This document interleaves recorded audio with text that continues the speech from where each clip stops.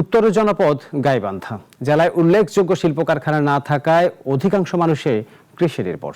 এই অঞ্চলের প্রধান ফসল ধান। চলতি মৌসুমে বাজার দরের চেয়ে বেশি দামে সরকারি খাদ্য গুদামে ধান বিক্রি করতে পেরে স্বস্তি প্রকাশ করেছেন কৃষকরা। আনোয়ার হোসেন শাইমের রিপোর্ট, জানাচ্ছেন শম্পা আক্তার।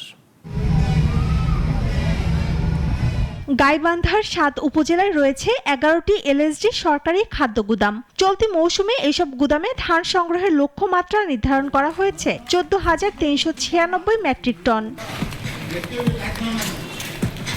সরকারের প্রতিশ্রুতি বাস্তবায়নের লক্ষ্যে কৃষক অ্যাপের মাধ্যমে প্রকৃত কৃষকরা নিজের বা পরিবারের সদস্যদের মোবাইল নাম্বার ব্যবহার করে অনলাইনে আবেদন করেন। আবেদনের শেষে লটারির মাধ্যমে নির্বাচিত কৃষকদের কাছ থেকে প্রতি কেজি ৩৬ টাকা দরে জনপ্রতি সর্বোচ্চ ৩ টন করে ধান কেনা হয়।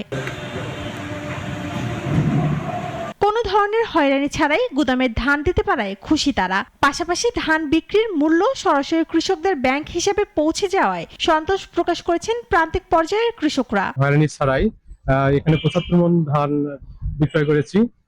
বিক্রয় করার পরে যা হোক আমি অনেক লাভবান হয়েছি। এখানে ৩৬ টাকা দরে দাম পেয়ে আমরা অনেক খুশি হয়েছি। এরকম করে যদি সরকারের কার্যক্রম চালু থাকে তাহলে ভবিষ্যতে আমাদের মতো কৃষক অনেক লাভবান হবে। সরাসরি কৃষকদের কাছ থেকে ধান সংগ্রহের ফলে কৃষকরা ন্যায্য মূল্য পেয়ে আগ্রহী হচ্ছে বলে জানান জেলা খাদ্য নিয়ন্ত্রক।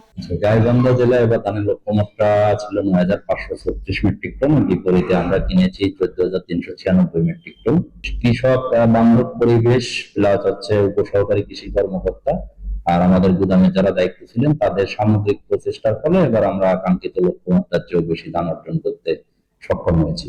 দেশের প্রধান খাদ্যশস্য ধান উৎপাদনে খরচ সীমিত রাখা এবং কৃষকদের ঘাম ঝরানো ফসলের ন্যায্য মূল্য নিশ্চিত করতে সরকারি উদ্যোগ আরও কার্যকর হবে এমন প্রত্যাশা সংশ্লিষ্টদের। শম্পা আক্তার, নাগরিক।